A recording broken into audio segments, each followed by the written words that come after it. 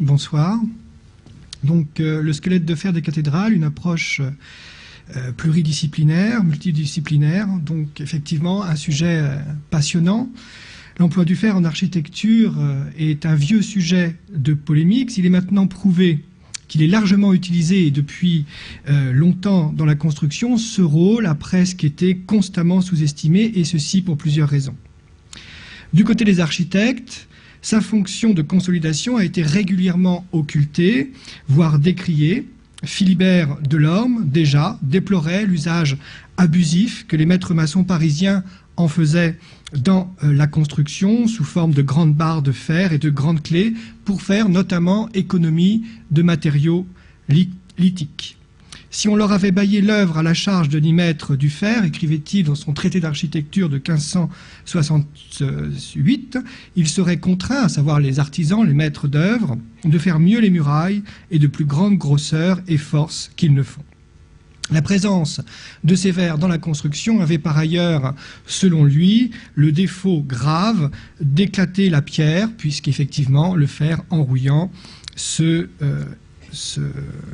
en se corrodant, prend du volume et provoque l'éclatement de la pierre. Cette défiance fut encore plus vive au XVIIIe et XIXe siècle, pourtant 2 siècles extrêmement novateurs en matière d'architecture métallique. Viollet-le-Duc est le premier à avoir attiré l'attention sur le fer dans l'architecture médiévale et l'architecture gothique, en particulier dans son article Chaînage, mais sans l'admettre réellement. Pour lui, le fer reste un accessoire dans une architecture essentiellement lithique, un accessoire dans une architecture dont la seule gloire, le seul prestige revient au seul tailleur de pierre et au maître d'œuvre issu de cette corporation de la pierre. Il faut donc attendre les années 1990 pour que Jean-Louis Topin, architecte en chef des monuments historiques, réalise un constat archéologique précis de l'emploi du métal à la cathédrale de Beauvais et présente le fer médiéval comme un matériau de pointe. Fort de ce constat, nous sommes associés, et principalement nous avons associé nos compétences avec Philippe Dillmann, ici présent, chimiste des paléométaux, associé au commissariat à l'énergie atomique, Paul Benoît, archéométallurgiste de l'Université de Paris 1, et Maxime L'Héritier, archéologue, historien des techniques, et ainsi que moi-même en tant qu'historien de l'art. Nous avons engagé des recherches croisées sur la nature du fer, les origines du minerai, les méthodes de façonnage et de mise en œuvre, invitant à des prospections dans le bâti, en archives et en laboratoire, de telle sorte que la cathédrale, qui est l'objet, notre premier document, notre premier objet d'étude, est devenue donc un laboratoire commun dans la perspective de toujours mieux connaître l'homme de la matière et principalement l'homme qui travaille le fer dans ces grands chantiers. Plusieurs étapes rythment nos recherches. L'analyse du bâti, principalement recensement et inventaire des pièces mises en œuvre dans le monument, recherche en archives, quantifier et évaluer la place du métal dans l'économie du chantier, et enfin, par défaut de texte, ou quand bien même que les textes soient présents, recours à l'analyse des matériaux, qualité des matériaux employés, type de procédé et origine du métal. Les enjeux sont donc multiples. Pour ma part, je vais vous fournir le résultat récent des travaux de recensement des métaux dans l'œuvre, ainsi que leur quantification et le coût de ces métaux dans le chantier.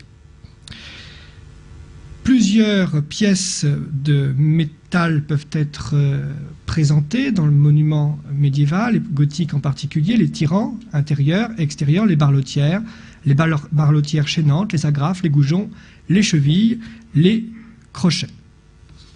Les tirants sont des pièces les plus communément employées dans l'architecture médiévale dès les années 1130, comme ici, notamment dans la nef de l'abbatiale de Vézelay. Nous pouvons observer dans ce monument la présence de crochets implantés sur le sommier des arcs doubleaux, crochets qui étaient initialement reliés les uns aux autres par des chaînes de fer identiques très vraisemblablement à ce que nous avions à la Sainte-Chapelle au XIIIe siècle.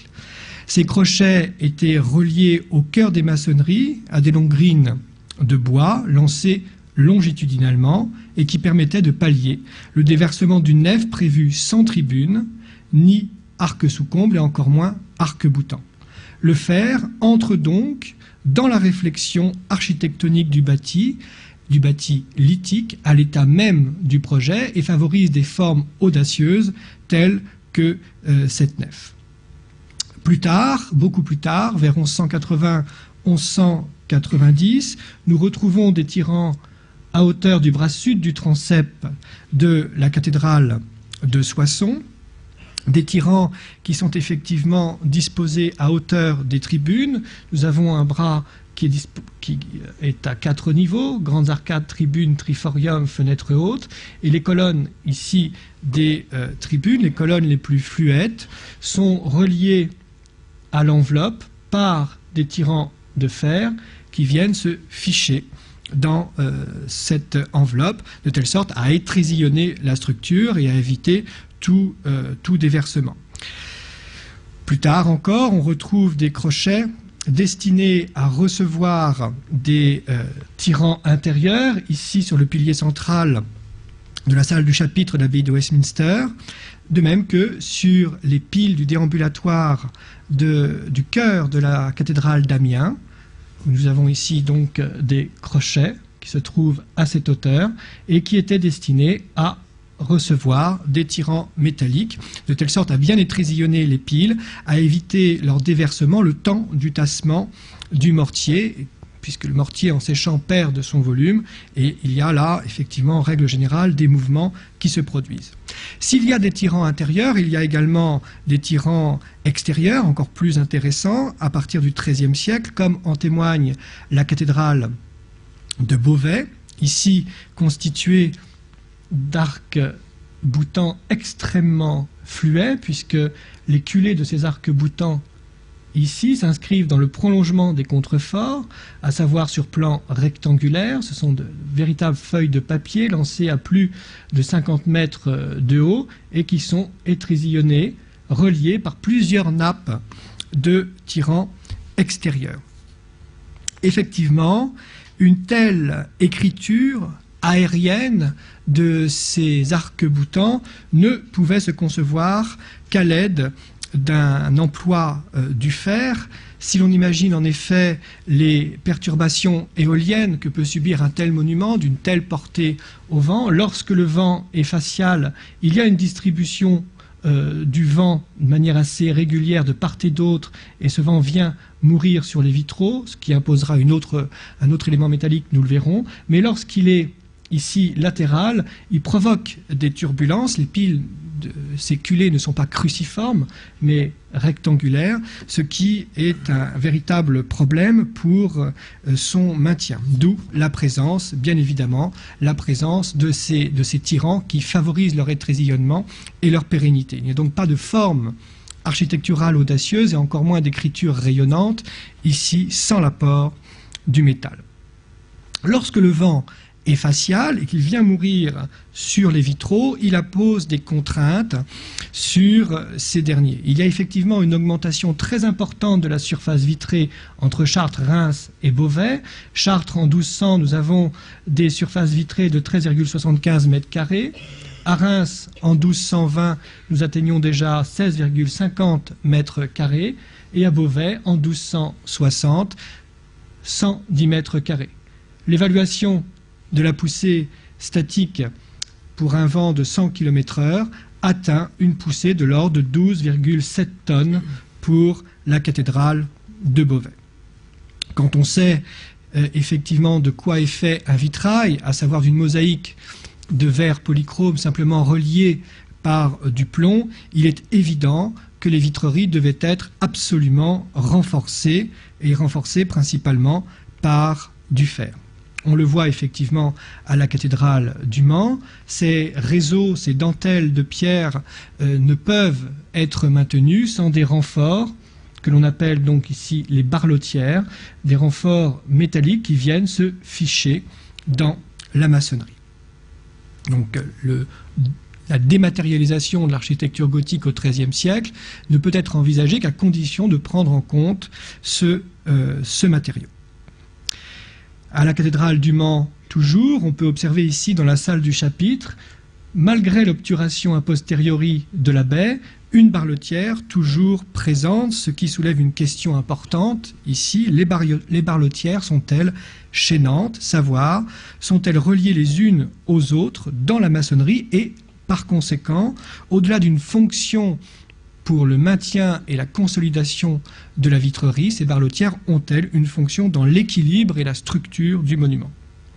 Pour répondre à ce type de questions, il convient de faire une encoche dans les barlotières, ici, toujours légèrement corrodée ou enveloppée d'une peinture a posteriori, après le Moyen-Âge, une encoche dans les barlotières et relier ces barlotières à celles de la fenêtre voisine, au-delà de la pile, par donc un système tout à fait simple, un fil, et si la lampe s'allume, c'est que le courant passe. Par conséquent, nous n'avons pas simplement des barlotières fichées dans les murs, mais des barlotières qui sont reliées les unes aux autres dans la maçonnerie et qui chaînent le monument, c'est-à-dire qui le sarclent et le maintiennent en équilibre et favorisent bien évidemment sa dématérialisation. Comment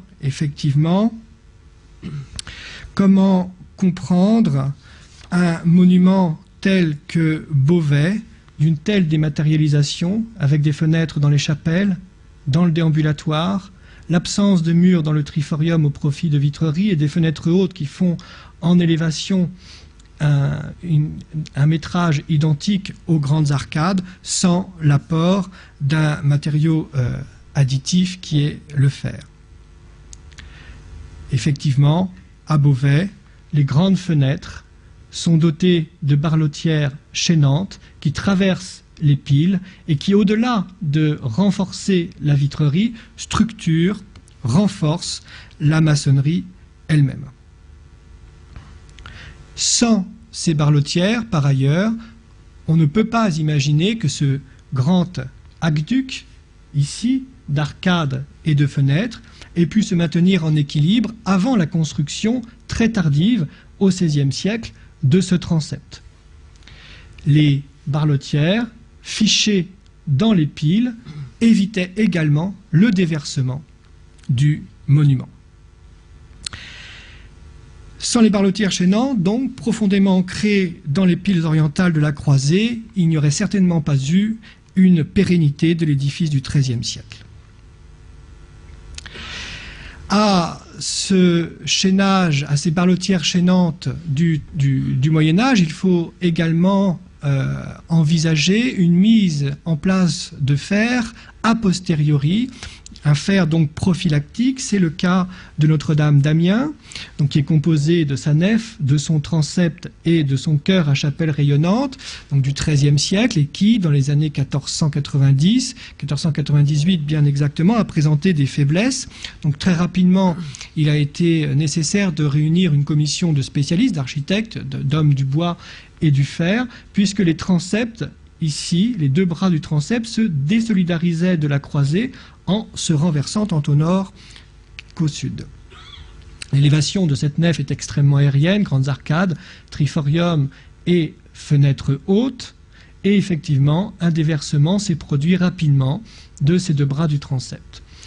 La réponse à ce problème a été, au début donc, des années 1500, de lancer un chaînage à la racine du triforium, donc a posteriori, relié puissamment aux piles de la croisée, de telle sorte à éviter donc le déversement de ce transept.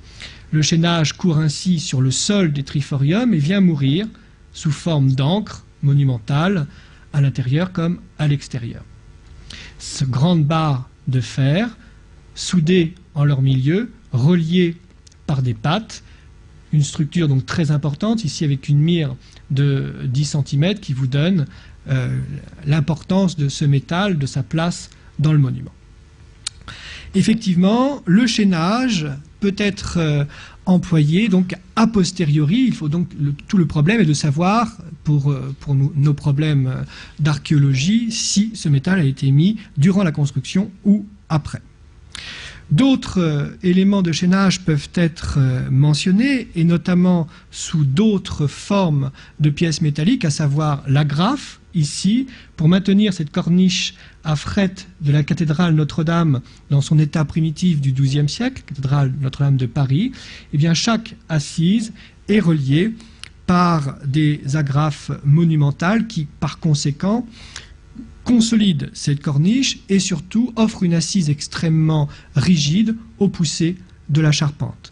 Même chose à la cathédrale de Chartres, à hauteur du triforium. Ici, l'ensemble du triforium est doté d'assises monumentales en proportion, assises chaînées les unes aux autres, reliées les unes aux autres par des agrafes de plus de 60-70 cm parfois.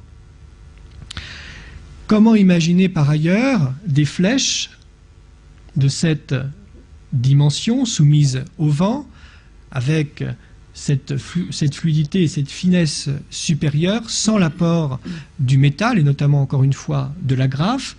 Ces flèches sont composées d'assises successives qui ont été récemment démontées à la cathédrale de Chartres par l'architecte des monuments historiques, M. Calvel, et on peut observer que chaque assise est agrafée.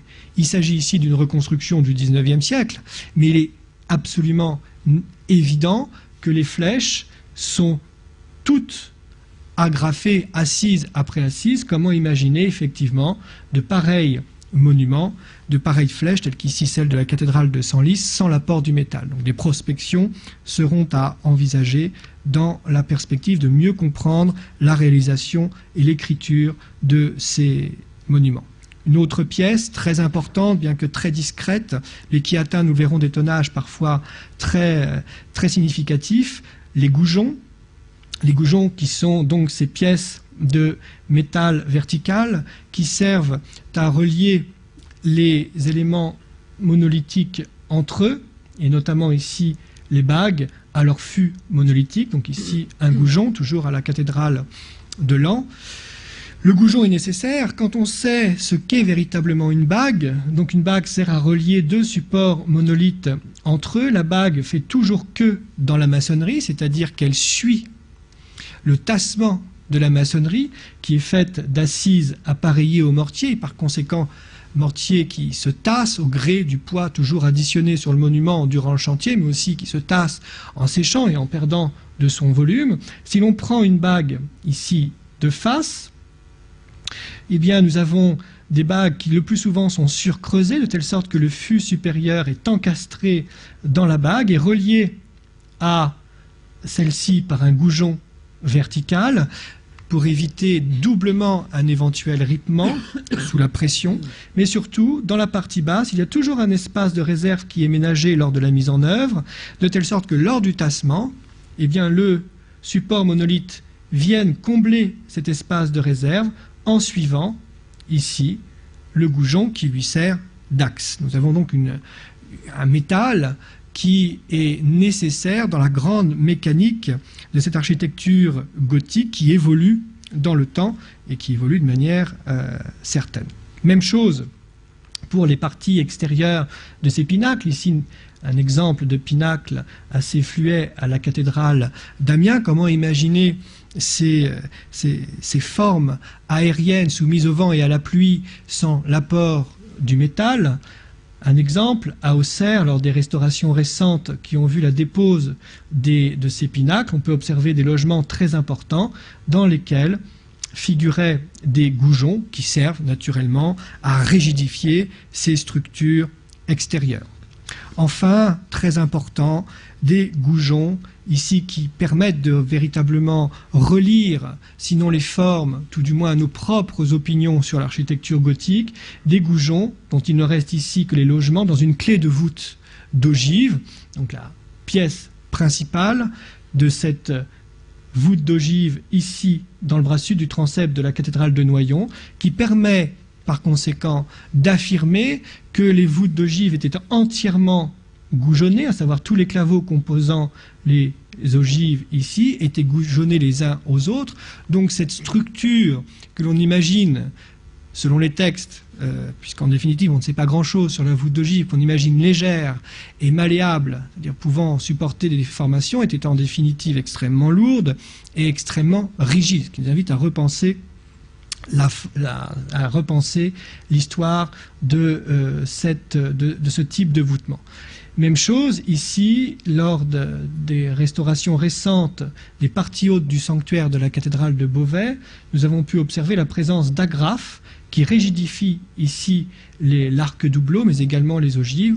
On ne sait pas encore de quelle époque elles sont, donc ça c'est à l'étude, mais ce n'est pas impossible qu'elles soient du XIIIe siècle, lorsque l'on sait par ailleurs qu'à Vincennes, sur les tours ici du donjon, vous avez des ogives qui ont été par la suite rigidifiées, par la suite, lors des travaux, rigidifiées par des crochets d'un type identique à ce que l'on peut observer à la Sainte-Chapelle, de manière moindre en dimension, mais observer à la Sainte-Chapelle au XIIIe siècle. Il y a donc véritablement une histoire de l'ogive à réévaluer, à réimaginer également. C'est une conclusion du même ordre auquel sont parvenus Maxime L'Héritier, mentionné précédemment, et Frédéric Épault, qui est un dendrochronologue, en découvrant l'emploi de chevilles en fer dans les charpentes du XIIIe siècle, et notamment à la cathédrale de Rouen, ici, où des chevilles viennent relier plusieurs morceaux de cette charpente. Si les charpentes modernes, comme celles notamment de la cathédrale de Troyes, qui datent du XVIIIe siècle, sont fréquemment renforcées par des éléments de fer, les charpentes originelles des édifices gothiques étaient également renforcées d'étriers, de bandes, de chevilles de fer, au moins dès le XIVe siècle, comme on a pu l'observer à travers les comptes de construction du transept flamboyant de la cathédrale de Sens. Or, il apparaît ici qu'on peut également envisager, dès le XIIIe siècle, la présence de fer dans la charpenterie, notamment parce que ces fers sont puissamment logés dans un bois qui, en séchant, a parfaitement bien enveloppé le métal, mais aussi grâce à l'apport de la métallographie. Ceci permet par conséquent de revoir les propos de Viollet-le-Duc, qui affirmait dans son dictionnaire raisonné que, je cite, « Pour la charpente, le fer ne fut employé que fort tard et pendant toute la période ogivale, on n'en fit point usage. Les charpentiers, du Moyen-Âge jusqu'à la fin du XVIe siècle, ne cherchèrent d'autres combinaisons que celles données par un judicieux emploi du bois sans le secours du ferment. » Si le fer, donc, n'y était certes pas employé de manière systématique dans ces charpentes, les exemples recueillis permettent désormais de repenser une fois de plus l'histoire, ici non pas de l'appareil lithique, mais de la charpenterie, mais également du chantier. Bien évidemment, il n'est pas impossible que les échafaudages, comme ici sur cette enluminure, qui partent de fond, ici cependant reliés par des cordes au chanvre, pouvaient être également reliés par des chevilles et atteindre des dimensions très importantes, telles qu'on en a connu encore au XIXe siècle lors des grands chantiers de restauration. À la diversité de ces pièces, à vocation pérenne dans le monument, il faut ajouter l'emploi du métal durant le chantier, donc des pièces qui ont été fichées dans la structure et qui, après la fermeture du chantier, n'ont plus eu aucune utilité. Durant le chantier de la cathédrale de Chartres, on peut observer effectivement à l'intrado des fenêtres la présence de crochets de ce type, assez standard, même chose, mais il faut absolument que nous vérifions si ce crochet est bien du Moyen-Âge. Ici, sur une fenêtre haute, à l'extérieur de Notre-Dame de Paris, il n'est pas impossible ici que ces crochets aient servi à hisser les matériaux durant la construction et principalement, pourquoi pas, les panneaux de la vitrerie. Même chose ici, des pièces de chantier à la périphérie des fenêtres hautes de la cathédrale de Chartres. Ici, on peut observer des... Alors, la pièce n'a pas de nom précis, on peut appeler ça des pièces métalliques qui sont perforées, ici on les voit sur la périphérie de la rose, et qui servaient peut-être tout du moins c'est l'hypothèse que nous présentons, à relier des cordes, de telle sorte à plaquer contre ces fenêtres des planches le temps d'attente de mettre la vitrerie, d'une part, et surtout le temps du tassement du monument.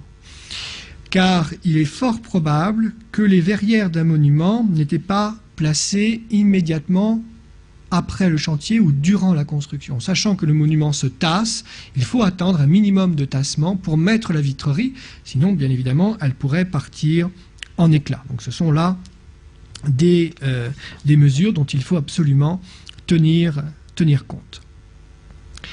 Au-delà de ces constats archéologiques, il convient de s'interroger sur la quantité et le coût du fer dans les églises gothiques. Nous proposons pour répondre à cette question 2 exemples très riches qui ont fait l'objet de la thèse de Maxime l'Héritier, à savoir les églises de Rouen qui s'échelonnent entre le XIIIe et le XIVe siècle et les églises de Troyes dans l'Aube ici qui s'échelonnent entre le XIIIe et le XVIe siècle.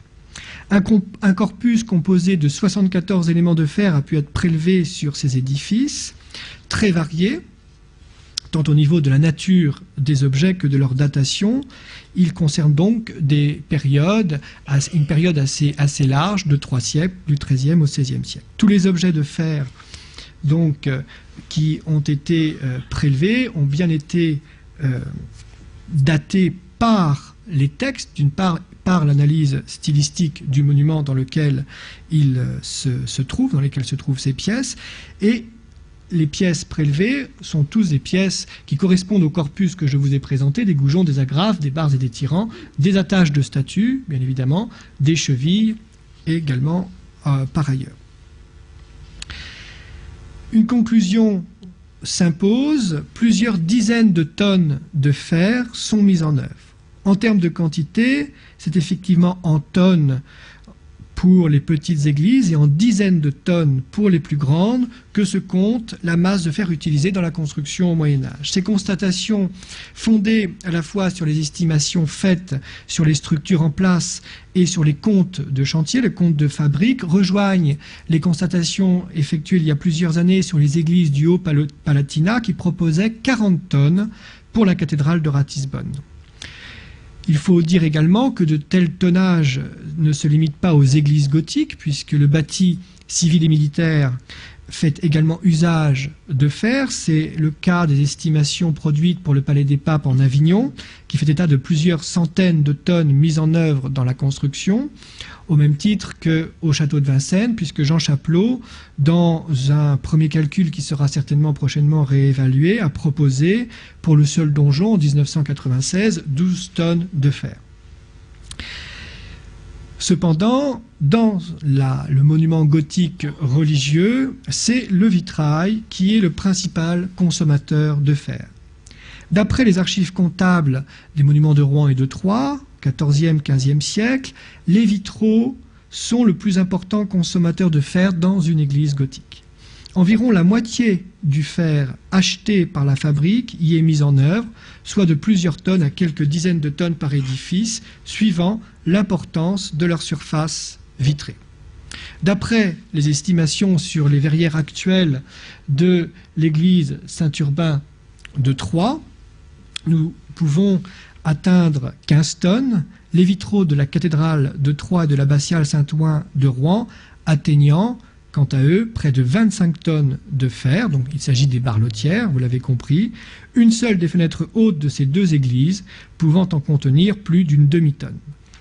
Donc le vitrail, jusque-là investi par le seul biais du verre, est très riche en fer, comme le prouve ces tonnages. Les agrafes et les goujons sont également employés dans des quantités insoupçonnées.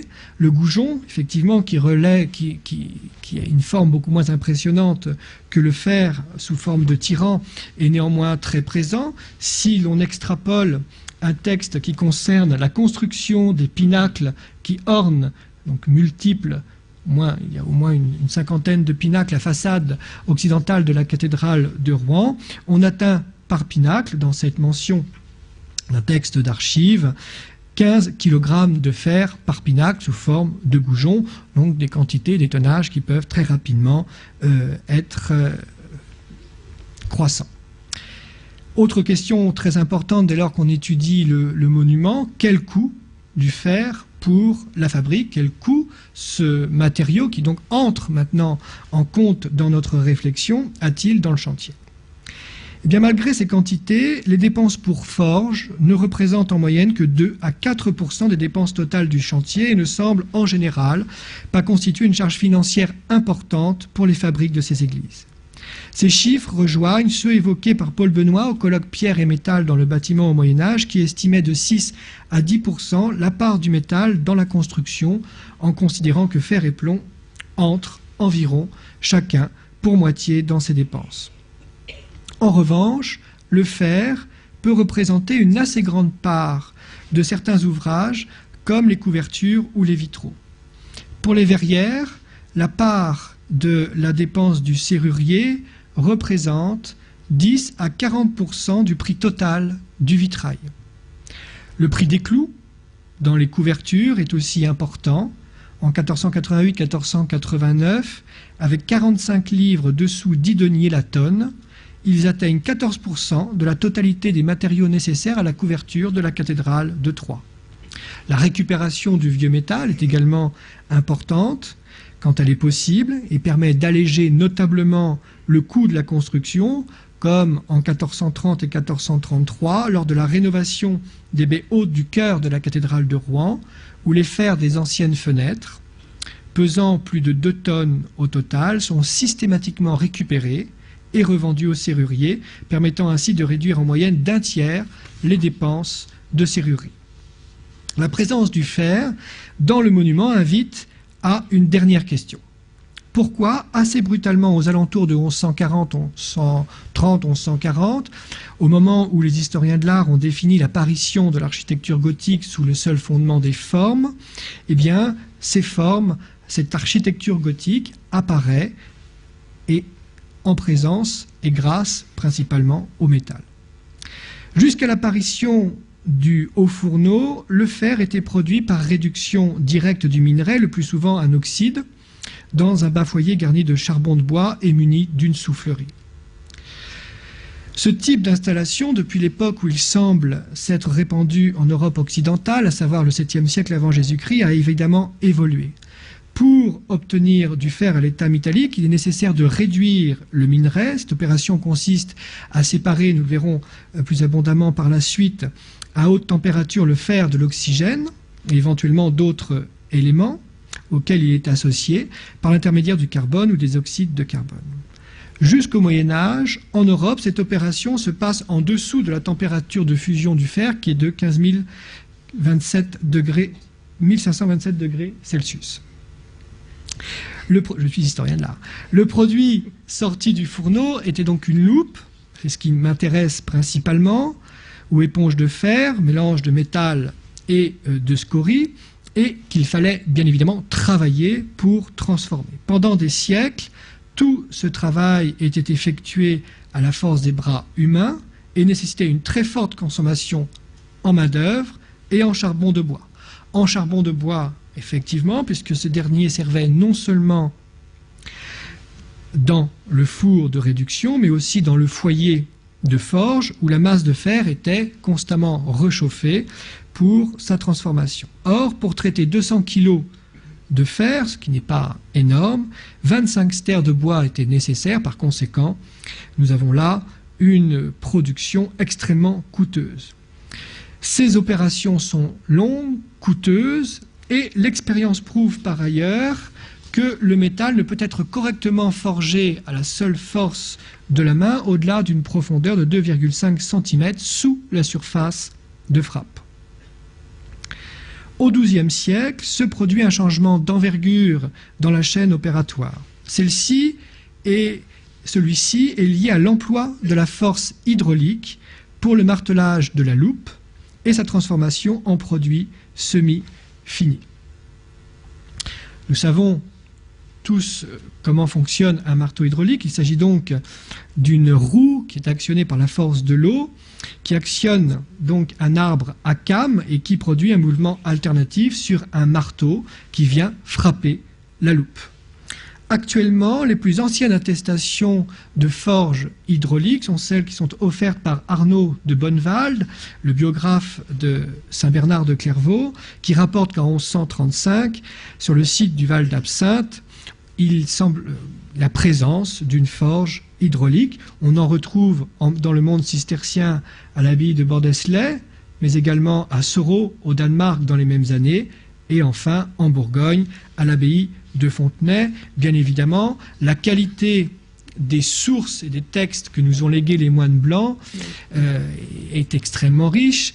Elle pourrait nous laisser croire qu'ils sont les promoteurs, les inventeurs et les promoteurs de cette technique, mais très vraisemblablement était-elle beaucoup plus générale. Ils ont été simplement les acteurs extrêmement brillant de la promotion de cette technique. Reste que ce qui nous intéresse, c'est que nous pouvons aujourd'hui quasiment affirmer que dans les années 1135, cette haute technologie de transformation du métal existe.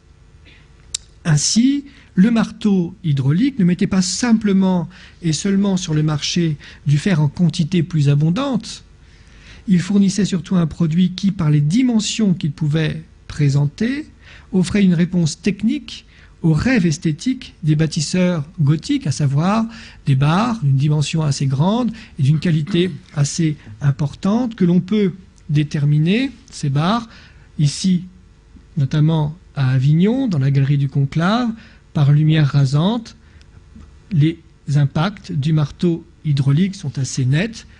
Ici également, sur une très vieille photo prise avant que les monuments historiques ne déposent les tyrans de la cathédrale de Beauvais. Vous avez bien ici présente les impacts. Donc un fer très présent en plus grande quantité et dont bien évidemment vont user les architectes qui sont peut-être d'ailleurs plus issus du monde du fer que du monde de la pierre en définitive. Dans un deuxième temps, à cette utilisation pour le martelage va s'ajouter l'usage de la force hydraulique pour la ventilation des fours de réduction. Celui-ci va amener un second bouleversement et l'apparition d'un nouveau procédé en deux étapes, le procédé indirect. Grâce à l'apport de la force hydraulique, des soufflets permettaient d'atteindre la température de fusion du fer. De la fonte, alliage de fer et de carbone sortait du fourneau. Dans un foyer équipé de soufflets hydraulique, la fonte était refondue en atmosphère oxydante qui captait le carbone contenu dans l'alliage. Il en venait une loupe formée de fer et de scorie qu'il fallait épurer et compacter sous le marteau hydraulique. Les premières traces de cette technique apparaissent en Suède dès le XIIe siècle et l'innovation se développe au XIVe siècle à l'est de la Ruhr. Enfin, elle semble connue en France, de manière très nette, aux confins de la Champagne et de la Bourgogne, dans la seconde moitié du XIVe siècle, et s'est réellement répandu qu'après 1450. Le passage du procédé direct au procédé indirect est datable et représente un élément chronologique de premier ordre pour l'archéologie du bâti, en ce qu'il est identifiable par la métallographie. Le fer est aujourd'hui, par conséquent, un matériau discriminant dans la détermination des campagnes de construction d'un monument, autant que la dendrochronologie et la pétrographie. Je laisse pour ce sujet la parole à Philippe Dillmann. Bien, merci Arnaud de nous avoir présenté ce paysage complexe, passionnant, et de terminer finalement sur cet exposé des grandes transitions sidérurgiques qui se sont passées au Moyen-Âge. Alors ce que je vais faire, c'est que je vais finalement reprendre ces deux types de questionnements, à savoir les questionnements qui vous ont été présentés et qui portent sur l'usage du métal et le rôle du métal dans le chantier de la cathédrale, quel est son rôle dans la structure du bâtiment, quels sont les types de matériaux qui ont pu être utilisés, comment se déroulait un chantier, et je vais essayer de vous montrer comment l'apport des sciences physico-chimiques peut, là encore, dans une démarche complètement intégré à la réflexion des historiens de l'art et des archéologues. Vous en avez eu quelques exemples et je continuerai à dérouler ce fil-là dans ma partie de communication, amener certaines réponses par rapport aux questions qui peuvent se poser sur le chantier en elle-même. Et vous l'avez compris, Arnaud l'a évoqué, il a employé également cette très belle image de la cathédrale qui sert un peu de laboratoire à tous nos questionnements. Le fer que l'on trouve dans le monument peut nous aider à mieux comprendre la façon dont on fabriquait les métaux au Moyen-Âge, les gestes techniques, les opérations, quelles étaient justement les grandes transitions entre les procédés qui ont été évoqués précédemment. Alors je vais donc commencer avant de vous expliquer et de vous montrer les quelques résultats qu'on a pu obtenir autour de ces recherches multidisciplinaires et principalement liées à l'emploi des méthodes physico-chimiques.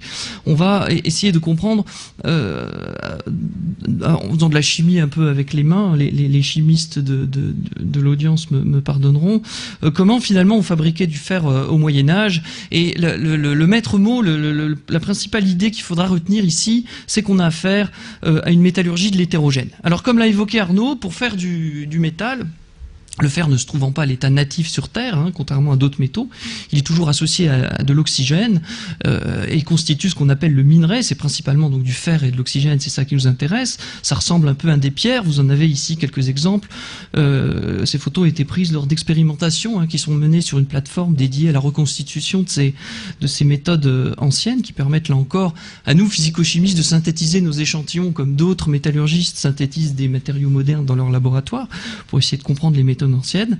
Et dans ce minerai, dans cette pierre, on a également, en plus des oxydes de fer, un certain nombre d'autres oxydes qui composent ce qu'on appelle la gangue, qui peuvent être des oxydes d'aluminium, des oxydes de silicium, je les ai listés ici. Et le but du jeu, bien évidemment, va être de séparer l'oxygène du fer pour obtenir du métal. Et pour ça, on utilise au Moyen-Âge du charbon de bois, celui que vous utilisez pour vos barbecues. Ici, vous en avez un petit exemple. Et on amène tout ça se fait dans ce qui s'appelle un bas-fourneau pour le premier procédé à être apparu dans l'histoire de la sidérurgie.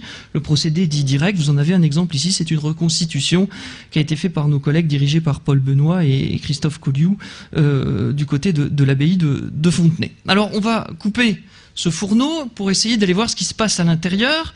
On utilise du charbon de bois, donc je le remplis de charbon de bois et on y met le feu, on le porte à haute température. En gros, les températures que vous avez, on souffle de l'air par cette tuyère que vous voyez ici, et les températures que l'on atteint dans ce type de fourneau sont de l'ordre de 1400 degrés, ce qui est en dessous de la température de fusion du fer, 1535 degrés pour la température de fusion du fer. Alors on y ajoute le minerai, et que va-t-il se passer? Alors là encore, j'ai mis des formules chimiques, mais pour les chimistes, on ne respecte pas exactement la complexité de la stoichiométrie des oxydes, mais c'est simplement pour vous faire comprendre que dans le minerai, on a des oxydes de fer, on a d'autres types d'oxydes, je vous l'ai dit, qui forment cette pierre du minerai, et pendant l'opération, eh bien, le carbone du charbon de bois qui brûle, il va s'associer à l'oxygène du fer, c'est une opération qu'on appelle la réduction, pour former du CO et du CO2 et sortir en dehors du fourneau.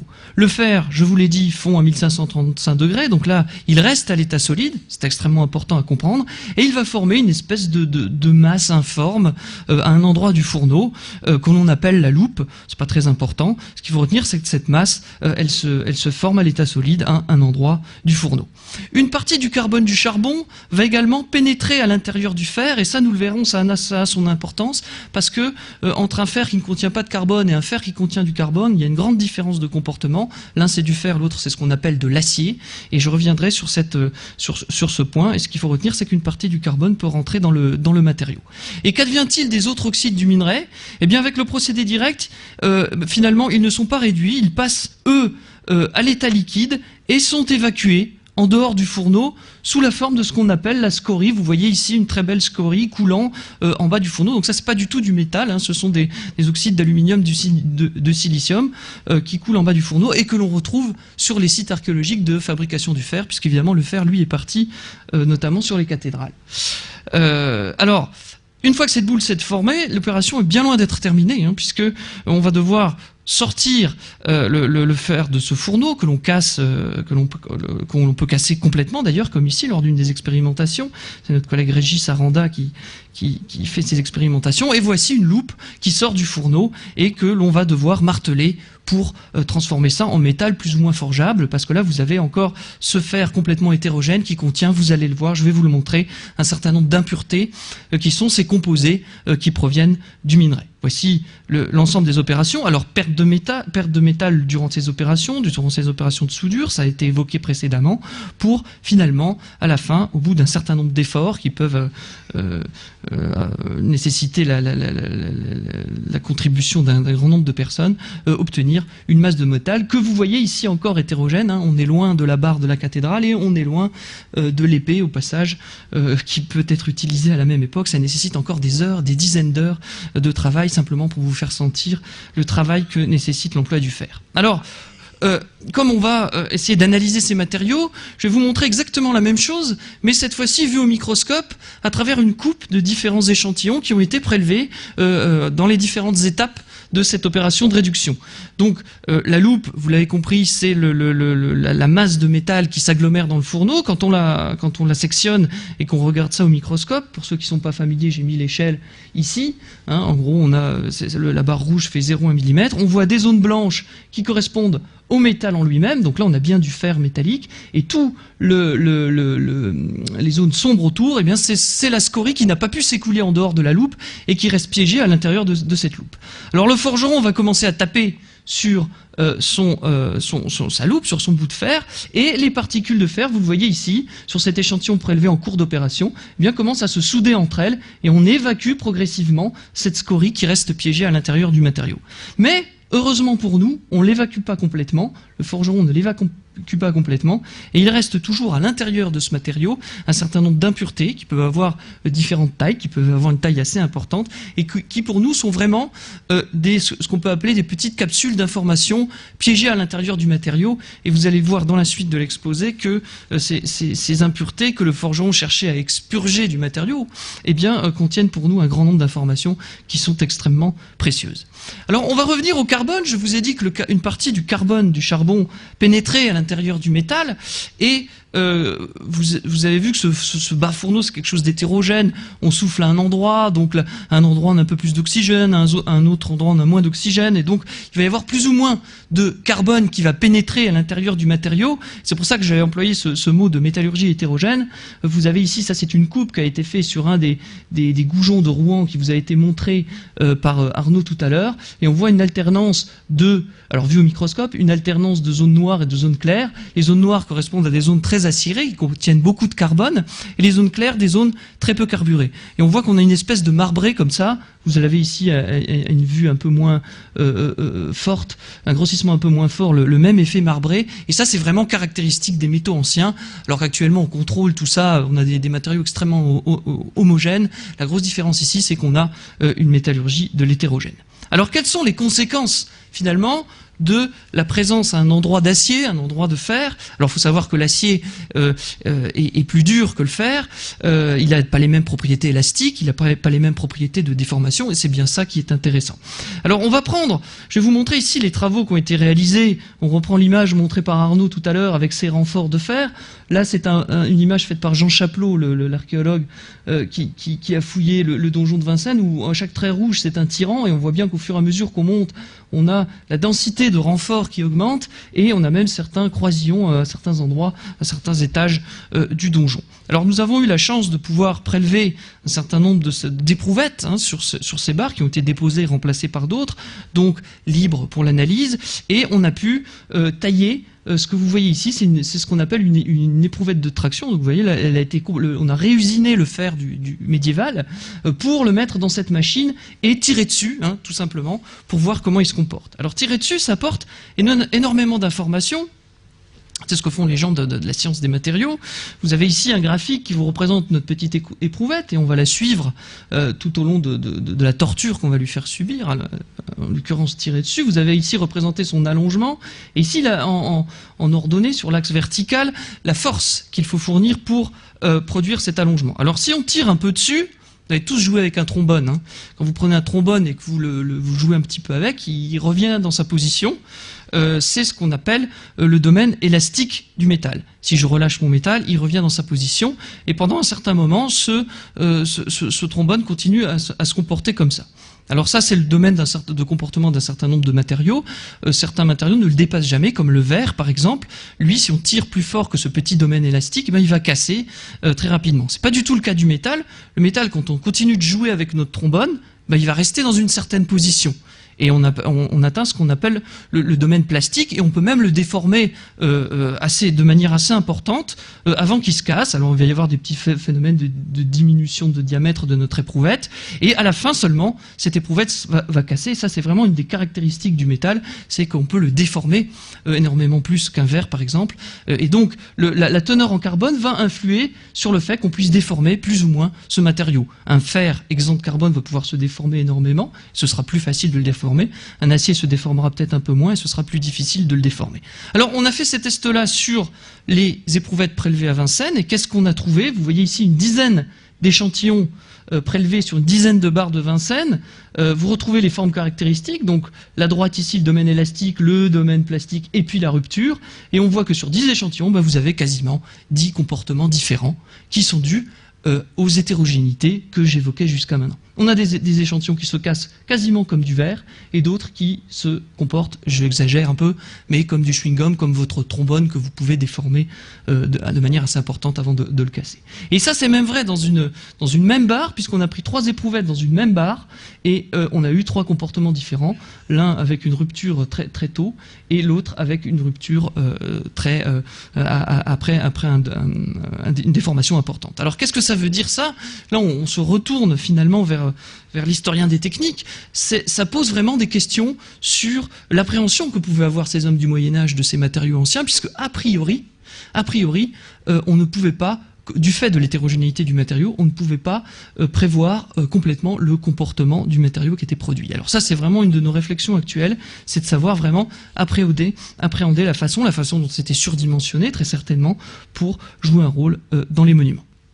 On continue sur les informations qu'on peut tirer de l'observation au microscope du métal, sur notamment la mise en forme, les soudures, et on va rester à Rouen sur le portail des libraires, et on va parler d'attaches de statues. Alors c'est un autre endroit, mais quand on enlève les statues, on voit qu'à cet endroit-là, il y avait un certain nombre d'attaches qui ont été déposées et que nous avons pu analyser. Alors ce qu'il faut comprendre, c'est que cette attache, initialement, elle est réalisée à partir d'une barre qui est repliée sur elle-même, et on pratique à cet endroit-là une soudure à chaud par martelage. Ça, c'est une opération qui n'est pas si évidente que ça sur des matériaux hétérogènes.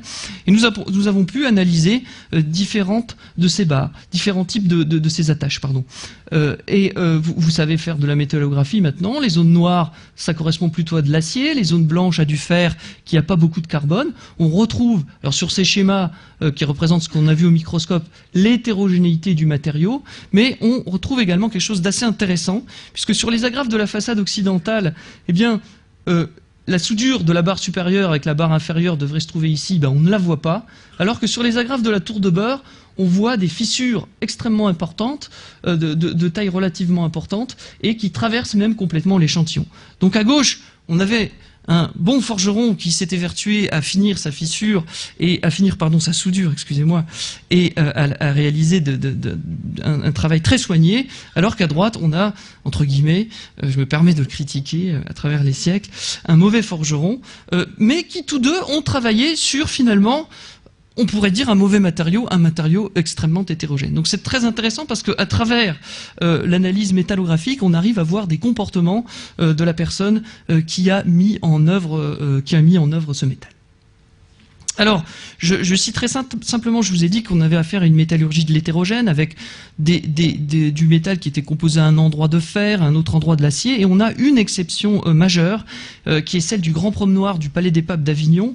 Alors le Grand Promenoir s'est écroulé, je suis désolé pour la mauvaise qualité des photos, mais au sommet de cette partie du bâtiment, là je ne parlerai pas devant un historien d'art, je ne donnerai pas des termes techniques architecturaux, chacun ses limites, on voit qu'il y avait des tirants qui traversaient traverser l'ensemble de la voûte qui avait été posée à l'époque, dont on retrouve des traces notamment dans les contes. Ce sont les travaux faits par Philippe Bernardi autour du Palais des Papes, et nous avons pu montrer par l'analyse métallographique que ces tirants, eux, étaient très homogènes et entièrement composés d'acier. Et c'est la seule fois, c'est le seul bâtiment sur tous ceux qu'on a vus, qui commence à être important maintenant, où on a une telle qualité qui pourrait être liée à un pari architectural de construction relativement rapide de la grande chapelle attenante. Alors, Avignon, c'est un peu le luxe pour l'historien, puisqu'on a l'ensemble des contes qui ont été conservés, qu'on peut relire avec les yeux de ceux qui cherchent le métal, ce qui n'avait pas été fait jusqu'à maintenant. Et Philippe Bernardi, qui a fait ce travail, a trouvé des prix de métaux 5 à 7 endroits du chantier, donc 5 à 6 fois plus cher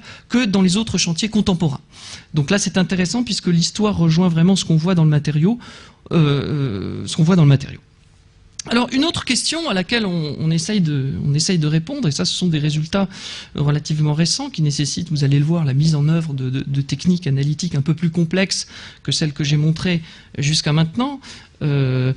C'est la question d'où vient ce fer des cathédrales. Alors il se compte effectivement en dizaines de tonnes. On peut se poser la question de savoir sur quelle période de temps ça a été produit et quelles sont finalement les zones de production contemporaines de la construction contemporaine du chantier qui ont permis de fournir les chantiers des cathédrales. Alors quelquefois l'historien a de la chance, c'est le cas de Maxime L'Héritier qui a trouvé dans les contes de la cathédrale de Troyes vraiment des contes qui lui indiquaient complètement d'où venait le fer. Le fer vient un certain nombre de barres de fer, venait de la grosse forge de Doulevant. Alors ça, c'est extrêmement rare, bien entendu. La plupart du temps, on n'arrive pas à pister par les sources écrites les fournitures du fer des cathédrales. Alors pour ça, on va utiliser les inclusions, qui sont donc, rappelez-vous, ces petites bouts de scorie qui sont restés piégés dans le métal et qui, pour nous, je le redis ici, sont vraiment des capsules microscopiques d'informations dans l'objet en fer. Et je vais essayer de vous faire comprendre pourquoi. Si on prend de nouveau notre minerai, qui contient donc un certain nombre d'éléments, fer, oxyde d'aluminium, de silicium et bien d'autres, vous allez le voir. Quand il passe dans le bas fourneau, je vous l'ai expliqué, eh bien, le fer se transforme en métal et on retrouve donc dans notre objet les zones blanches qui sont constituées de fer. En revanche, les autres oxydes, quand ils ne passent pas sous forme métallique, ils ne sont pas réduits, eh bien eux, ils vont rester coincés au niveau des impuretés, au niveau des inclusions que vous voyez ici. Et c'est le cas en fait d'un grand nombre d'éléments, finalement de l'ensemble du tableau de Mendeleïev, de tous les éléments que l'on peut trouver sur Terre, qui se retrouvent tous, ou pour une grande part d'entre eux, piégés à l'intérieur de ces scories et qui restent comme une signature chimique du minerai qui est utilisé au départ. Parce que l'ensemble des rapports de ces éléments, eh bien, ne va pas changer du minerai jusqu'à la scorie finale. Et ça, c'est extrêmement intéressant, puisque c'est cette information-là qu'on va utiliser. Ce qu'il faut retenir, en parlant très simplement, c'est que dans le minerai, à l'aide de tous ces éléments, eh bien, on a une empreinte digitale qui va se retrouver au niveau des inclusions, même pour des éléments présents en quantité extrêmement faible. Et c'est vraiment cette empreinte digitale que je vais vous montrer quelques histoires ici. On va essayer d'aller pister, d'aller chercher à l'intérieur du matériau. Alors, pour vous prouver, s'il y a des chimistes dans la salle, que ce rapport est conservé, vous avez là le rapport de 2 éléments. Vous avez des analyses de minerais qui ont été faits pour un fer qui a été fait expérimentalement. Vous avez les analyses dans les scories. Vous voyez que ces résultats analytiques se mettent sur une droite, ce qui veut dire que le rapport reste constant. Et vous avez les analyses faites dans les inclusions, et on voit que ce rapport est conservé. Et c'est vraiment ces rapports constants que l'on va chercher dans le matériau. Alors ça, c'est pas facile parce que les inclusions, elles sont relativement petites, elles font quelques micromètres, quelques centaines de micromètres pour les plus grosses. Plus le forgeron a mieux travaillé, plus elles sont petites en fait. Et les quantités d'éléments qu'on va chercher sont vraiment très faibles. On parle de parties par million. Alors pour ça, on a besoin de 2 techniques et on a besoin d'aller chercher des instruments qui peuvent être assez importants. Ici, vous avez le SRF, qui est un anneau synchrotron qui se situe à Grenoble. Vous avez une vue aérienne, il faut avoir ça dans son jardin pour pouvoir analyser les inclusions que l'on trouve dans les objets médiévaux. Alors, le principe de tout ça, je vais l'expliquer très simplement. On fait tourner en fait des électrons dans l'accélérateur, et quand ces électrons tournent et qu'ils sont accélérés à une vitesse proche de celle de la lumière, eh bien ils produisent des rayons X. Et ces rayons X X, c'est les mêmes que vous avez chez votre radiologue, mais c'est bien plus brillant. Hein. C'est des rayons X qui sont beaucoup plus intenses. Ils sont beaucoup plus intenses, et ce qui fait qu'on peut les concentrer, les focaliser au niveau de votre inclusion. Alors, quand ces rayons X vont arriver au niveau de l'inclusion, ils vont exciter le matériau, et ce matériau va réémettre des rayons X qui vont avoir une longueur d'onde, donc une couleur, si vous voulez, qui va être caractéristique de cet élément. Il suffit donc de détecter cette longueur d'onde, et on retrouve à l'intérieur de notre micro-inclusion, eh bien, l'empreinte digitale et la composition. Alors ça, c'est une première méthode qui s'appelle la microfluorescence X. Et on en a une seconde qui est d'un principe un peu différent, mais qui marche bien également. On utilise un laser qu'on fait passer à travers un microscope, et là, on va bombarder notre petite inclusion. On la fait vraiment souffler. On va faire un petit trou, et on va vaporiser l'ensemble des éléments dans un plasma. Et ce plasma, on va aller l'accélérer, on va le faire passer à travers un aimant. Et cet aimant, en fonction du poids de l'élément qui le traverse, eh bien, il va plus ou moins dévier cet élément. Par exemple, ici, l'uranium, en U, est moins dévié que l'yttrium, qui se trouve, qui va plutôt vers le bas, qui est plus léger et qui est dévié davantage. Ça permet de les discriminer, ça permet de les détecter, et là encore, d'obtenir la signature. Alors ça s'appelle de la spectrométrie de masse couplée à de l'ablation laser. Donc voilà un peu, très rapidement, les méthodes que l'on met en œuvre au CEA notamment, mais à d'autres endroits du CNRS, pour atteindre la composition de ces inclusions. Et maintenant, je vais vous montrer quelques résultats qu'on a pu obtenir à partir de l'utilisation de ces méthodes et de l'examen finalement d'un grand nombre d'échantillons. Alors on va toujours rester à Rouen, on va s'intéresser aux églises de Rouen, et ça, ce sont les résultats de la thèse d'Anne-Marie de Solti. Et on va également s'intéresser aux églises, à la cathédrale notamment de Beauvais.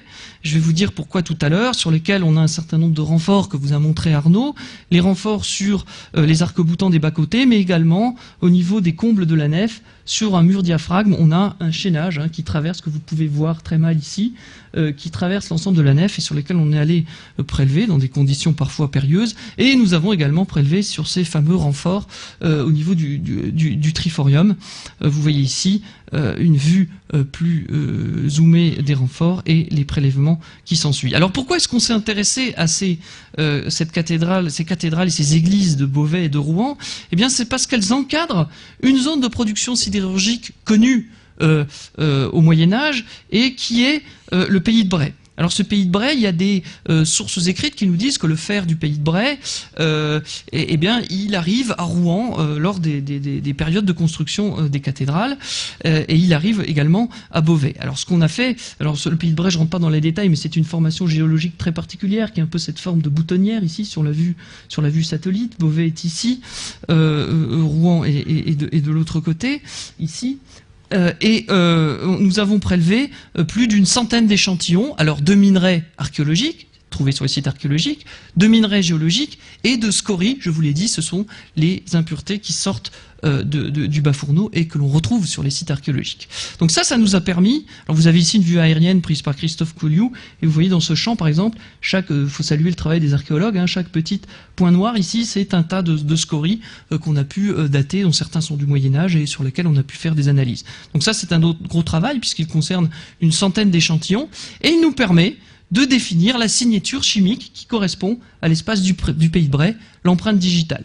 Alors ici, je vous présente ça sous forme d'analyse multivariée, mais je ne vais pas rentrer dans les détails. Sachez simplement que l'ensemble de ces points représente la signature chimique du pays de Bray, donc de cette zone de production. Alors maintenant, évidemment, nous sommes allés comparer la signature chimique qu'on a trouvée à l'intérieur des inclusions avec celle du pays de Bray pour différents objets de Beauvais et de Rouen, et le résultat qu'on a eu, il est catégorique, c'est qu'aucun des objets que nous avons pu analyser, la recherche c'est aussi ça, sur les cathédrales de Beauvais, Rouen, et nous sommes maintenant à une centaine d'objets analysés, eh bien, ne provient de cette région pourtant connue du pays de Bray. Alors, la question reste posée de la provenance de ces différentes pièces de fer. Il y a d'autres espaces sidérurgiques que nous allons maintenant étudier, puisque maintenant nous avons la signature chimique de ces différents objets, et que nous allons comparer à d'autres résultats. Alors, sur le Palais des Papes d'Avignon, nous avons procédé exactement au même type d'études. Je vous remontre les les tyrans que l'on voit sur la galerie du conclave, mais également d'autres tyrans. Vous voyez ici, ce sont les corbeaux. Alors là, vous avez une autre tour du Palais des Papes. Ici, c'est la tour des Latrines, mais pour vous montrer que c'est cette pièce-là, les corbeaux. Et chacun de ces corbeaux est renforcé par un rang de au moins 4 barres, qui font quelques mètres de long, 4 agrafes, pardon. Le Palais des Papes est bardé de métal. Arnaud vous l'a expliqué. Alors, nous nous sommes intéressés à dire... Alors, Philippe Bernardi a pisté un maître des ferrures qui fait les achats pour la construction du Palais des Papes, qui collecte un certain nombre de métal. Donc on arrive à le suivre jusqu'au maître des ferrures.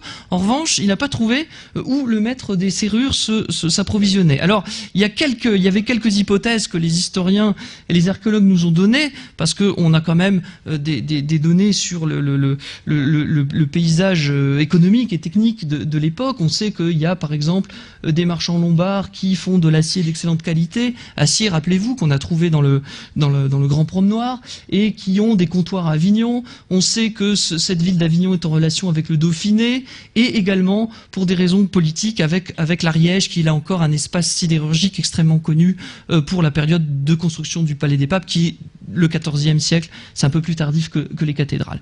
Et nous avons donc comparé des objets, toujours avec le même principe, des objets issus du Palais des Papes avec les signatures chimiques de ces différentes régions, que vous voyez représentées ici par ces nuages de points, et on voit une très bonne corrélation entre les objets du Palais des Papes, les points verts ici, et l'espace sidérurgique de l'Ariège. Et ça, c'est un résultat extrêmement intéressant, puisqu'on a pu valider complètement qu'une partie, au moins, des fers du Palais des Papes avaient été produits avec du métal provenant d'Ariège. Alors maintenant, évidemment, on se retourne vers les historiens, notamment Catherine Verina, qui connaissent parfaitement ces réseaux d'échange, ces marchés ariégeois, pour voir les raisons politiques et économiques de tout cela. On a également pisté ce fer d'Ariège, notamment à la collégiale de Capestan. Et ça, c'est très intéressant. Voilà un peu le type de résultats et d'approches qu'on peut avoir sur ces objets, sur ces squelettes de fer des cathédrales, du point de vue de la provenance. Et je vais maintenant passer à vous exposer des résultats qui ont trait à la recherche sur l'évolution des procédés. Arnaud vous a fait une excellente introduction sur le sujet, en vous disant qu'effectivement, au Moyen-Âge, est probablement lié à des ruptures, enfin peut-être dans la construction, on avait l'apparition d'un nouveau procédé que certains historiens, comme Jean-François Bellost, considèrent comme une véritable révolution, puisque avec l'usage de la force hydraulique, qui est vraiment le gros chamboulement du Moyen-Âge, qui ne sert pas que dans la sidérurgie, mais qui a servi notamment dans la sidérurgie, Arnaud vous l'a expliqué, pour le marteau hydraulique, qui va permettre de mettre en forme les objets en plus grande quantité. Et là encore, c'est extrêmement intéressant, peut-être de faire des bombardes, les bombardes en fer apparaissent dans la seconde moitié du XVe siècle, et il y a une seconde révolution qui est liée à l'emploi de l'énergie hydraulique pour la soufflerie des fourneaux et pour insuffler l'air dans ces fourneaux. Alors ça, c'est une vue du peintre, un tableau du peintre Henri Blaise du XVIe siècle, qui vous montre une des plus anciennes, pas la plus ancienne, mais une des plus anciennes vues de ce qu'on appelle maintenant un haut fourneau. Vous voyez qu'il a plus du tout la taille humaine, il est beaucoup plus haut. On voit très bien la roue hydraulique ici qui actionne les soufflets qu'on voit un peu moins bien, et donc on insuffle de l'air dans le mécaniquement, ce qui va permettre de monter en température et de faire un nouveau matériau, parce qu'on va monter en température, on va mettre plus de carbone, du charbon de bois dans le métal, et on va obtenir un matériau qui sort maintenant à l'état liquide du fourneau. Je vais revenir là-dessus, c'est la grosse révolution, et qu'on appelle la fonte. Alors voilà une vue un peu plus tardive qui date du XVIIIe, qui vient de l'encyclopédie de Diderot et d'Alembert. On est en bas du haut fourneau, il faut imaginer le haut fourneau au-dessus, et ici on va couler dans cette tranchée ce qu'on appelle une gueuse de fonte, c'est cette grosse barre de fonte, et vous voyez qu'elle s'écoule en bas du haut fourneau. Alors ça, c'est déjà une première révolution, parce qu'on crée un nouveau matériau. Avec la fonte qu'on peut mouler, puisqu'elle est à l'état liquide, on peut faire des marmites, on peut faire des boulets de canon, on va révolutionner l'artillerie, on peut faire d'autres choses. En revanche, certains d'entre vous ont sûrement laissé déjà tomber une cocotte de fonte. C'est un matériau extrêmement cassant, et contrairement au fer, à l'acier, elle s'est cassée, et elle ne peut donc pas être forgée. Donc pour réaliser le reste des matériaux ferreux, tels que les tirants, les goujons, les agrafes que l'on retrouve dans les monuments, il va falloir procéder à une seconde opération. Il va falloir enlever ce carbone de la fonte qui la rend cassante dans une opération qu'on appelle l'affinage. Alors, qu'est-ce que c'est que l'affinage ? Voilà, ça se passe dans un autre foyer. Toujours un détail du tableau d'Henri Blaise, c'est vraiment très pratique. Il a fait une dizaine de ces tableaux hein, qui sont dans différents musées d'Europe, toujours ce même paysage avec forge qui détaille un peu tout ça. C'est Daniel Haribé qui a étudié l'iconographie dans sa thèse. Et on va chauffer la fonte et on va souffler de l'air et on va réoxyder le carbone. Il va se réassocier à de l'oxygène et on va éliminer comme ça le carbone. Donc on va faire l'opération inverse de la réduction. Alors, vous voyez, voilà une vue du XVIIIe siècle, toujours avec notre barre de fonte qui arrive ici dans le foyer. On va brasser la fonte que l'on a fondue dans ce foyer sous l'effet d'une tuyère, de l'oxygène d'une tuyère. Alors ça, c'est une opération qui va enlever le carbone et on va repasser, chose très importante, à l'état solide. Donc si on arrive à fondre la fonte, en revanche, l'acier et le fer qu'on fait, eh bien, il va de nouveau se retrouver sous la forme d'une boule, comme la loupe pour le procédé direct, et d'une boule qui va contenir des inclusions. Alors, je vais reprendre un peu... Je reprendrai ces idées-là plus tard, mais simplement pour vous montrer, comme l'a dit Arnaud, que ce procédé, il apparaît... Alors on a peut-être des prémices au VIe siècle, mais là il y a polémique dans les Alpes lombardes. En revanche, il est très certainement installé au XIIe siècle en Suède, et puis il passe effectivement par la Ruhr pour diffuser progressivement. Alors ici, ce sont soit des sites archéologiques, soit des sources qui nous indiquent la présence de ce procédé, pour arriver en 1377, la source la plus ancienne, dans l'Aube, et puis diffuser après, plus tard, vers la Normandie. Alors il n'atteint jamais le sud de l'Europe, puisque en Espagne, jusqu'au XIXe siècle, voire au XXe, on trouve encore le procédé direct. Je reprends les excellents schémas de Diderot et d'Alembert pour continuer à vous expliquer de faire de la chimie avec les mains un peu ce qui se passe dans le fourneau. Toujours, on utilise du charbon de bois, on le porte en température. En revanche, vous apercevez ici un bout de la roue hydraulique, on souffle de l'air, donc on est à très, très haute température. On ajoute le minerai qui contient toujours des oxydes de fer et le carbone du charbon de bois s'associe à l'oxygène du fer pour faire du CO et du CO2. En revanche, ici, la grosse différence, c'est que ce fer, maintenant, celui qui se forme, on est à 2000 degrés environ dans le fourneau, dans le ventre du haut fourneau, eh bien, il se forme à l'état liquide en bas du fourneau. Très important parce qu'il ne va pas contenir d'impuretés. Et vous allez voir que c'est important pour la suite. Le carbone, lui, une partie pénètre toujours et même en quantité relativement importante pour former la fonte. Et d'autres, je vous ai mis un zoom ici de ce qui se passe en bas du fourneau. C'est exactement la même chose, vous allez comprendre pourquoi.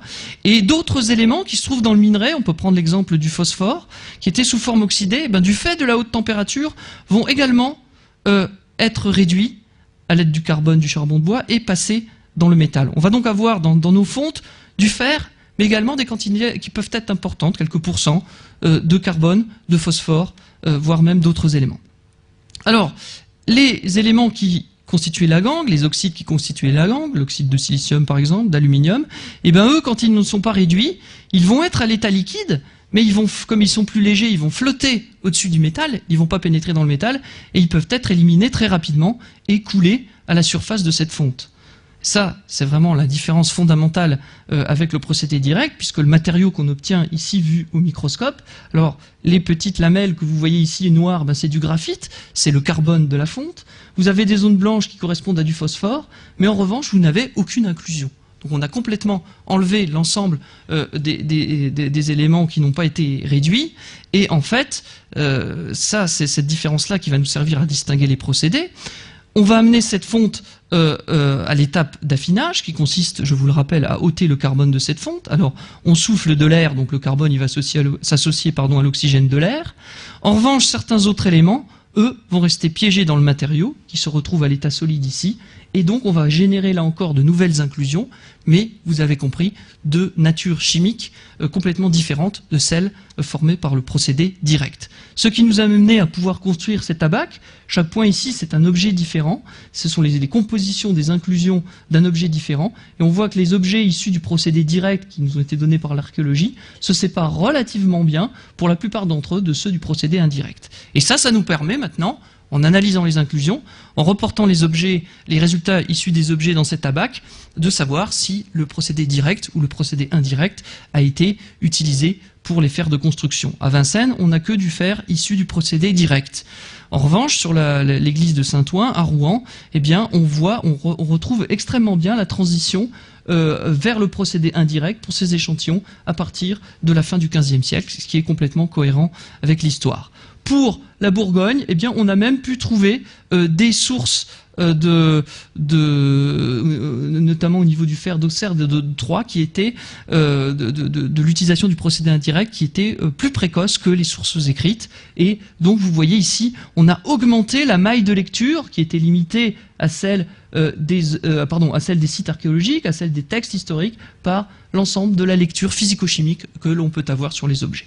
Alors ça, c'est extrêmement intéressant, parce que si on reprend, rappelez-vous, l'exemple du bras sud du transept de la cathédrale de Soissons, dont début de la construction date de 1176, si je ne m'abuse, on voit que, alors vous avez l'emplacement de ces tirants ici en vert à différents endroits, une photo de ces tirants, et après analyse, eh bien, on voit que les tirants, la majorité des tirants sont faits par le procédé direct, donc très valide avec la période de construction de la cathédrale.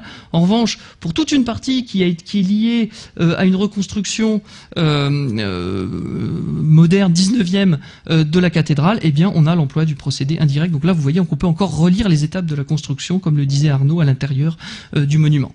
Un autre exemple assez intéressant, le chaînage d'Amiens, qui empêche les piliers de la croisée là, que vous a montré Arnaud de flamber.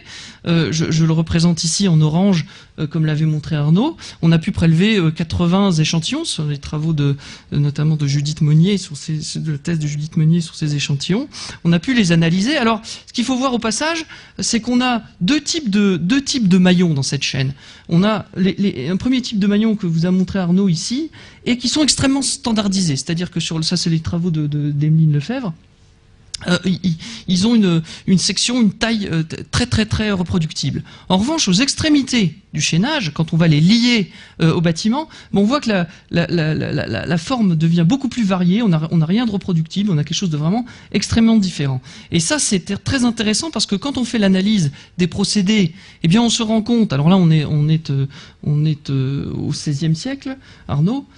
Oui, et on se rend compte que ces tirants-là, standardisés, de forme tous pareils, eh bien, ils sont faits avec le procédé indirect, alors qu'en revanche, l'extrémité du chaînage, lui, est fait à l'aide du fer du procédé direct. Alors ça, c'est très intéressant parce qu'on voit un peu s'organiser le chantier. Alors là encore, on est en pleine discussion avec nos collègues historiens des techniques et historiens de l'art, puisqu'il semblerait que ces barres indirectes aient été fabriquées en dehors, dans des grosses forges, dans un certain nombre de grosses forges plus ou moins standardisées, et que sur le chantier, on a ici la trace des artisans qui l'ait installé à partir d'un fer de nature et de qualité différente. Et quand on fait l'analyse des inclusions pour l'origine, on se rend compte que par bout de chaîne, eh bien, on a le même type d'origine pour les fers. Donc là encore, c'est très intéressant. On retrouve l'homme, si vous voulez, à travers l'analyse du matériau. Voilà, donc j'en ai fini avec cet exposé un peu rapide, je m'en excuse, mais on a préféré un peu vous montrer l'ensemble des différentes approches multidisciplinaires qui dialoguent autour du monument. Pour finir par un très très bref exposé, alors si vous voudrez en savoir plus là-dessus, vous pouvez venir à une conférence organisée par le CEA à l'INSTN à côté de Saclay autour de cette thématique-là qui aura lieu en mai. Je vous invite à suivre ça sur le site internet du CEA. Mais jusqu'à maintenant, on vous a parlé de science au service du patrimoine, et là c'est un peu l'inverse, puisque c'est un peu le patrimoine au service de la science des matériaux, puisque étudier ces objets qui ont subi la corrosion, Arnaud l'a évoqué, pendant quelques centaines d'années, au bas mot, quelques milliers d'années pour d'autres types d'objets archéologiques, eh bien, nous aide à prévoir la corrosion de matériaux qui seront employés dans le futur. Puisque je vous rappelle un peu le cycle thermodynamique de l'objet, ce qu'on vous a expliqué jusqu'à maintenant, ce qui intéresse les archéologues, les historiens, c'est la transformation du minerai en métal, donc passer de l'état thermodynamiquement stable sur Terre du fer, c'est-à-dire associé à de l'oxygène, à du métal, et ce métal ne demande d'une chose, c'est se corroder, alors plus ou moins rapidement, en fonction des conditions, et étudier la corrosion de ce métal sur le matériau peut nous aider à designer un certain nombre de matériaux dont on veut qu'ils tiennent sur des durées multiséculaires. C'est le cas notamment dans les concepts d'entreposage et de stockage des déchets nucléaires. On ne va pas les stocker que dans du fer. On a ce qu'on appelle une multibarrière. Les déchets seront vitrifiés, ils seront mis dans un certain nombre d'autres enveloppes, de l'argile, du béton, mais une partie de cette pelure d'oignon sera constituée en France de fer et d'acier. Et là, l'examen, ici je prends un clou du 16e, des couches complexes de produits archéologiques et là encore, le retour d'expérience de l'analyse de ces matériaux nous aide au dimensionnement des matériaux du futur. Et cela peut aller jusqu'à la remise en corrosion de ces matériaux dans des réacteurs au CEA, où on va utiliser des traceurs isotopiques pour étudier les mécanismes de corrosion. Donc l'ensemble de ces 80 échantillons, ils ont été remis en corrosion en utilisant un isotope de l'oxygène pour aller localiser ces isotopes dans la couche de produits de corrosion. Il faut imaginer une coupe du métal, le métal, les produits de corrosion, et on voit que l'oxygène, quand le fer rouille, va se mettre à cet endroit-là dans la couche, uniquement à cet endroit-là, et ça nous donne vraiment le mécanisme de corrosion du fer sur des durées multiséculaires qu'il est quasiment impossible d'atteindre autrement. Alors j'en dis pas plus, simplement retenez que ces matériaux anciens, pour nous, sont extrêmement riches d'informations, et notamment pour prévoir le design de matériaux du futur. C'est une autre histoire que vous pourrez suivre à l'INSTN. Alors je finis, et on va finir avec Arnaud sur cette peinture de Fra Angelico, alors qui est un peu plus tardive que les cathédrales du XIIIe, mais vous ne verrez plus que les annonciations de Fra Angelico comme ça maintenant, c'est-à-dire avec des tirants métalliques qui permettent, là encore, de suggérer la perspective. On peut y percher un petit oiseau chargé de symboles, mais on voit bien là que le se faire, il n'est plus caché, comme on voulait parfois nous le faire croire, mais il est complètement assumé, et notamment dans certains types d'architecture, c'est le cas. Et ce qui m'amène à remercier l'ensemble des chercheurs et des doctorants, postdoctorants, et des architectes en chef, et des architectes des bâtiments de France, qui contribuent à cette recherche extrêmement vivante et qui est en cours. Hein. C'est vraiment une histoire qu'on est en train de vous raconter. On voulait terminer là-dessus, sur les travaux de nos étudiants. Arnaud, je te laisse la parole. Oui, merci. Effectivement, il faut...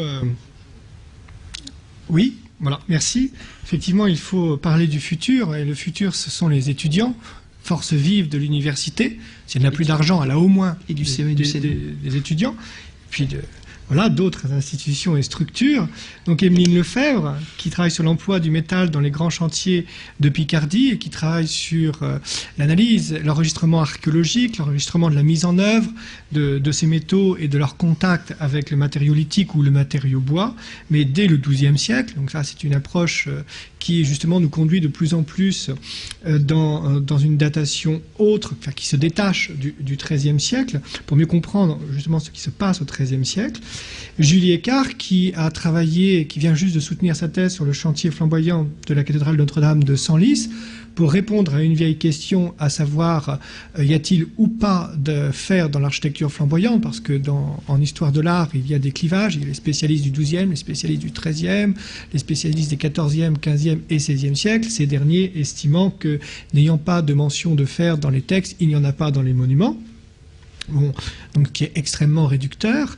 Donc nous avons travaillé sur l'emploi du métal à travers le document le plus sincère et le moins manipulable qui est le monument. Et effectivement, Julie Eckart a trouvé beaucoup de métaux dans l'architecture flamboyante. Et il y a d'autres chercheurs, donc je passe la parole à Philippe. Oui, c'est donc un programme qui débute cette année, hein, financé par la région Centre, sur l'ensemble des cathédrales de Bourges, Chartres et Orléans, et qui vraiment va examiner l'ensemble des aspects qu'on a évoqués aujourd'hui, qui est coordonné par Bernard Gratuz, et qui là encore, qui demande la contribution d'un certain nombre de thésards et de chercheurs. Voilà. Et enfin, le métal, ce n'est pas que le métal mis en œuvre, c'est aussi le métal présent en négatif, et notamment le métal des outils du tailleur de pierre, qui ont laissé leurs traces sur la pierre et dont il reste encore certaines pièces dans certains musées, notamment le musée de l'outil du compagnonnage à Troyes, donc les outils du tailleur de pierre qui sont étudiés par Delphine Lemire, actuellement en thèse de doctorat à l'Université de Lille. Donc l'avenir est encore en marche. Je vous remercie. Merci.